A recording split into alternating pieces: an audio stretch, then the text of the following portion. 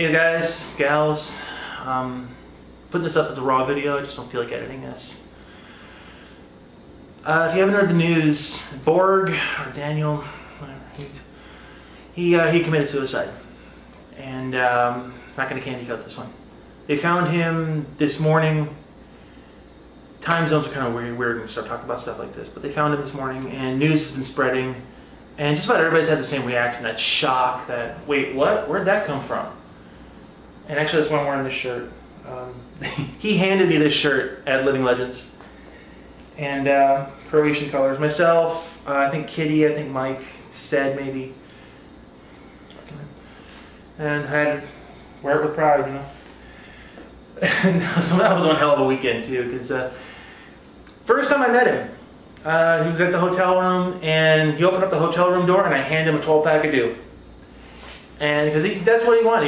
He wanted the American experience. He wanted to try Dew. He wanted a pair of Magnum boots. That was a fun thing to find. A bunch of other stuff, but he wanted the American experience. And he went through.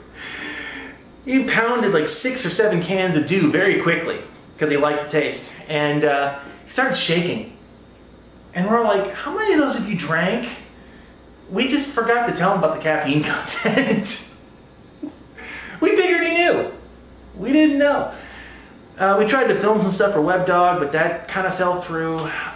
The field the field owner, the guy. Well, the field was it's a cool field, but just miscommunication.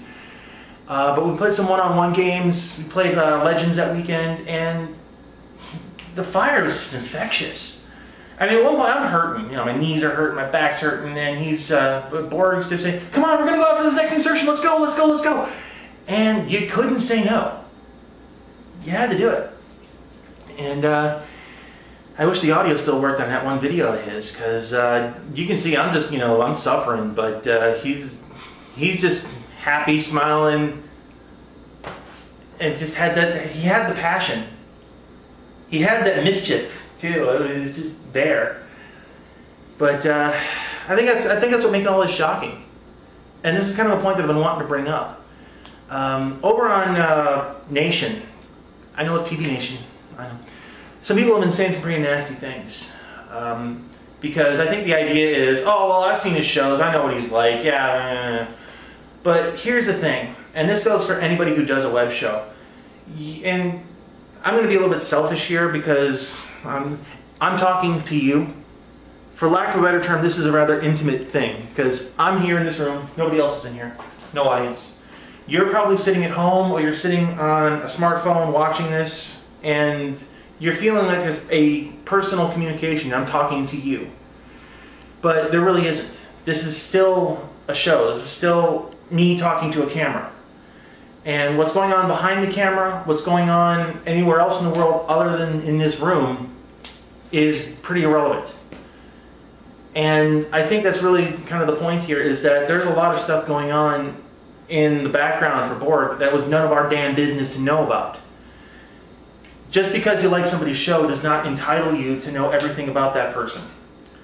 So there's stuff going on in the background that he didn't share with us, nor should he have shared with us, that affected everything else and eventually led to his ultimate decision here. So to be in total shock, yeah, it's understandable, but there's other circumstances other than what you see in this little window here. I guess that's what I'm getting at here, is that, you guys don't have the right to know everything about somebody's situation, and by the same token, you really don't have a right to judge somebody based on the limited information that you have. So, if you want to know the whole story, you can find it out. Just go over, I'll put a link down below to the thread on TechPB. But as a fan, we really don't have a right to know everything about the person whose show that we enjoy. What we can do is we can enjoy what's already there, we can enjoy the work that has been done, and we can celebrate what is. And to that end, I'm going to mirror something that I talked about when a friend of mine was killed some years ago. Because when somebody dies, everybody's like, wow, I want to do something for them. And my personal belief is do something in the now. talk to somebody you haven't talked to in a long time. Call your parents, call your girlfriend or wife or husband or whoever, and tell them, hey, I love you. Send them a text message. Show somebody you care right here and now. Because when you're gone, you're gone. Once that happens, it's too late. Do something now.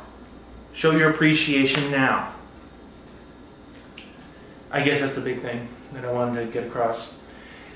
Now Mike over at Tech PB said that he was in contact with Paul over at Challenge Park, and they're talking about having some sort of a memorial to Borg at Challenge Park.